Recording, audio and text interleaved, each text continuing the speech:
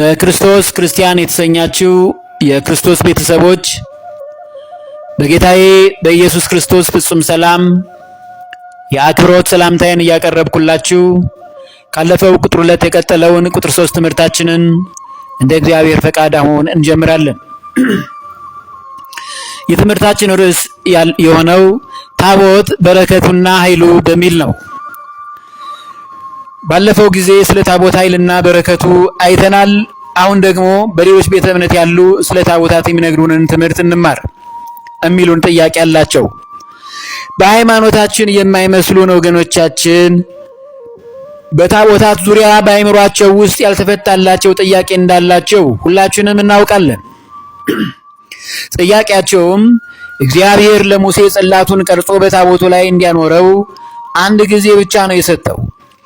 እናንተ የኢትዮጵያውያን የኦርቶዶክስ ተዋሕዶ ሃይማኖት ተከታዮች ግን በኢትዮጵያ ገጠሪቱ ክፍሎችና በታላላቅ ትልልቅ ክፍላት ሀገራት በትልልቅ ከተሞች እንዲሁም በአዲስ አበባ ከተማም ጨምሮ ታቦታችሁ ቁጥር የላቸውምና ይህን ስርዓተ ትምህርት ከየት ነው ያገኛችሁት በማለት ይጠይቁናል። ሌላም ተጨማሪ ታቦትን ለማጣጣል የሚጠቅሱት የመጽሐፍ ቅዱስ ጥቅስ ሁለተኛ ቆሮንቶስ ምዕራፍ 3 ቁጥር 3 ላይ ሐዋርያው ቅዱስ ጳውሎስ ስለ ድንጋይ ጽላት በመቃወም አስተምሮናል በማለት ክርክር ያስነሳሉ። ይህም የመጽሐፍ ቅዱስ ጥቅስን እንዲሁ የምናየው ይሆናል።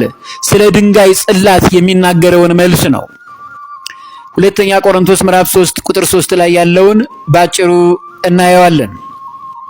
መልካም። ለሁሉም ሐዋርያው ቅዱስ ጳውሎስ ይህን ለምን እንዳለ በኋላ ላይ መጣበታለሁ። ቅድስት ቤተ ክርስቲያናችን ለዚህ ጥያቄያቸው መጽሐፍ ቅዱስን መሰረት ያደረገ በቂ መልስ አላት። ታቦት በእመቤታችን ስም፣ ታቦት በቅዱስ ሚካኤል ስም፣ ታቦት በቅዱስ ገብርኤል ስም፣ ታቦት በቅዱስ ሩፋኤል ስም፣ ታቦት በቀዳሜ ሰማዕት ቅዱስ እስጢፋኖስ ስም፣ ታቦት በጻድቁ አቡነ ተክለ ሃይማኖት ስም ወዘተ መደረጉና መሰራቱ መታሰቢያቸው የማይጠፋ የዘላለም ስም ከልዑል እግዚአብሔር ዘንድ የተሰጣቸው በመሆኑ ነው። ይህንን ነው ጠያቂዎቹ በመጀመሪያ ሊያውቁት የሚገባው። ነቢየ እግዚአብሔር ቅዱስ ዳዊት በመዝሙር 111 በቅንፍ 112 ቁጥር 6 ላይ የጻድቅ መታሰቢያ ለዘላለም ይኖራል ነው ያለው። ለዘላለም መታሰቢያቸው ነው ታቦቱ። የጻድቅ መታሰቢያ ለዘላለም ይኖራል ነው ያለው። ይህንን ግልጥ አድርጎ ያስረዳን ታላቁ አባታችን አበይት ነቢያት ከሆኑት አንዱ ነቢዩ ኢሳይያስ ነው። ትንቢተ ኢሳይያስ ምዕራፍ 56 ከቁጥር 1 እስከ 7 ላይ ቃል በቃል እንመልከተው። እግዚአብሔር እንዲህ ይላል፣ ማዳኔ ሊመጣ ጽድቄም ሊገለጥ ቀርቧልና ፍርድን ጠብቁ፣ ጽድቅንም አድርጉ። ይህን የሚያደርግ ሰው ይህንንም የሚይዝ የሰው ልጅ እንዳያረክሰው ሰንበትንም የሚጠብቅ እጁንም ክፋት ከማድረግ የሚጠብቅ ብፁዕ ነው ያለው። ለእንደዚህ አይነቱ የተጠሩ ቅዱሳን አባቶቻችን ጻድቃን፣ ሰማዕታት፣ ነቢያት፣ ሐዋርያት ናቸው። ወደ እግዚአብሔርም የተጠጋ መጻተኛ በእውነት እግዚአብሔር ከሕዝቡ ይለየኛል አይበል። ጃንደረባውም እነሆ እኔ ደረቅ ዛፍ ነኝ አይበል። እግዚአብሔር ሰንበቴን ስለሚጠብቁ ደስ የሚያሰኘኝንም ነገር ስለሚመርጡ ቃል ኪዳኔንም ስለሚይዙ ጃንደረቦች እንዲህ ይላልና ብሎ ለእነዚያ ቅዱሳን ምንም ሰዎች ደረቅ ዛፍ አድርገው ይመለከቷቸውን ባዶ መስለው የሚታዩትን ሰዎች ቡቱቱ ለብሰው ያሉ ጨርቃም እያሉ የሚሰድቧቸውን እኒያ ግን ቅዱሳንን እግዚአብሔር እነዚያ ብሎ አንድ ትንቢት ተናገረላቸው በነቢዩ ኢሳይያስ ላይ አድሮ ሰንበቴን ስለሚጠብቁ ደስ የሚያሰኘኝንም ነገር ስለሚመርጡ ቃል ኪዳኔንም ስለሚይዙ ጃንደረቦች እንዲህ ይላልና በቤቴና በቅጥሬ ውስጥ ከወንዶችና ከሴቶች ይልቅ የሚበልጥ መታሰቢያና ስም እሰጣቸዋለሁ ነው ያለው።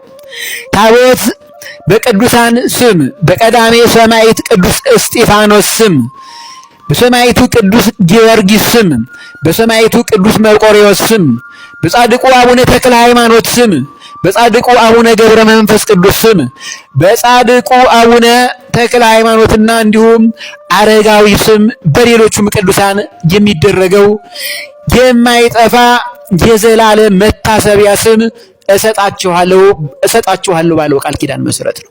ይሄ ነው ያገለግሉት ዘንድ የእግዚአብሔርንም ስም ይወድዱ ዘንድ ባሪያዎቹም ይሆኑ ዘንድ ወደ እግዚአብሔር የሚጠጉ ነው ያለው። መጻተኞች እንዳያረክሱት ሰንበትን የሚጠብቁትን ቃል ኪዳኔንም የሚይዙትን ሁሉ ወደ ተቀደሰ ተራራዬ አመጣችኋለሁ ነው ያለው።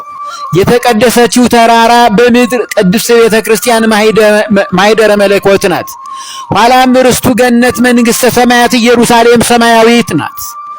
ይሄ ነው። በጸሎቴም ለዘላለም ስላለ ይህ ምድራዊ ጊዜያዊ ነው። የተቀደሰችው ስፍራ ማኅደረ መለኮት ቅድስት ቤተ ክርስቲያን ናት። በዚያ ስማቸው ተሰይሞላቸው ታቦት ተቀርጾላቸው በተቀደሰችው ተራራ ማኅደረ መለኮት ቅድስት ቤተ ክርስቲያን እኒያ ሰዎች ተቀድሰው በሕዝበ ክርስቲያን ለሕዝቡ በረከትን እግዚአብሔር የሚመሰገንባቸው ሆነው ይኖራሉ። ኋላም ወደ ተቀደሰችው ዘላለማዊቷ ተራራ ኢየሩሳሌም ሰማያዊት ይሄዳሉ። እንዲህ ነው። በጸሎቴም ቤት ደስ አሰኛችኋለሁ ነው ያለው። ቤቴ ለአሕዛብ ሁሉ የሚሆን የጸሎት ቤት ይባላልና የሚቃጠለውን መስዋዕታቸውንና ሌላ መስዋዕታቸውን በመሠዊያዬ ላይ እቀበላለሁ ነው ያለው።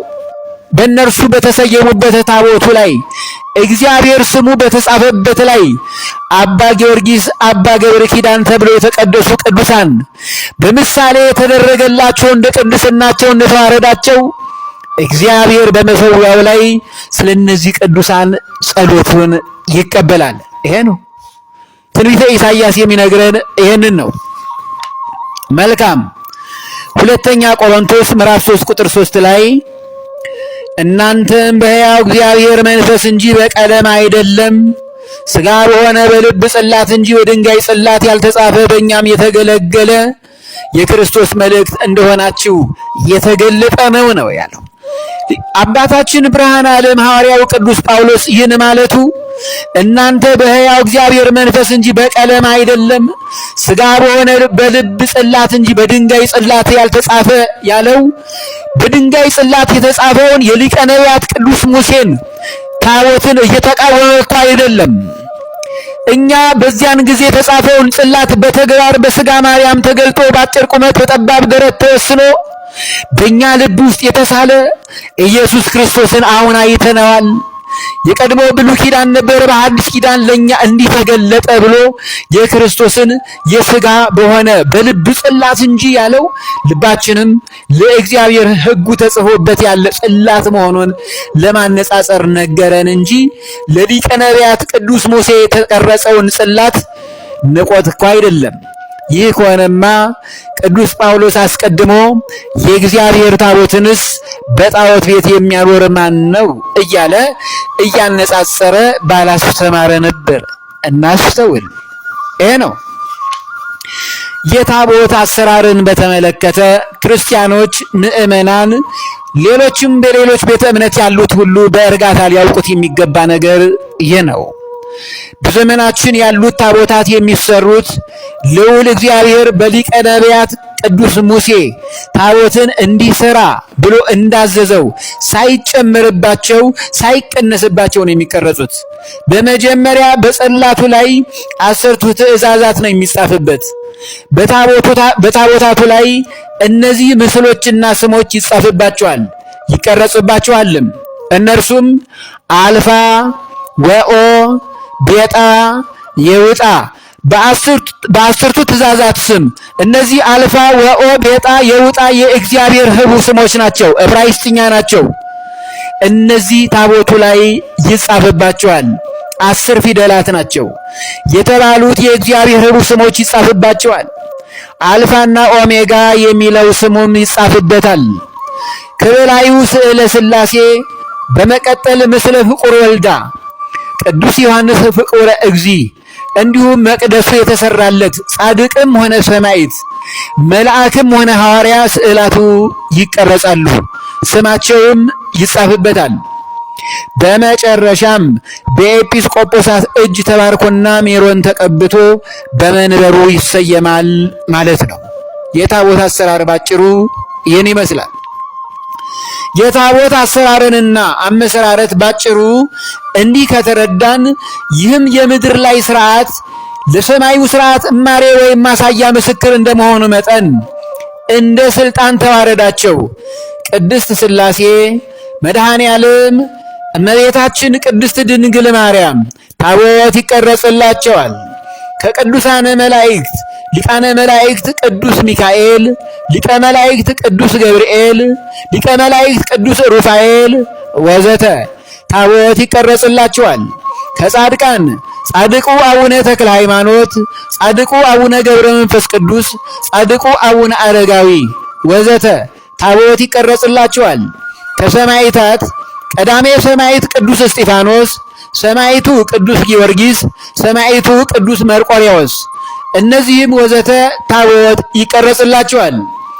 እነዚህንና ከጊዜ ማጠር ያልጠቀስናቸውን ቅዱሳን ልዑል እግዚአብሔር የማይጠፋ የዘላለም ስም እሰጣቸዋለሁ በማለት ቃል ኪዳን በገባላቸው መሰረት ላከበራቸው ቅዱሳን ሁሉ ታቦታት ይቀረጽላቸዋል ማለት ነው።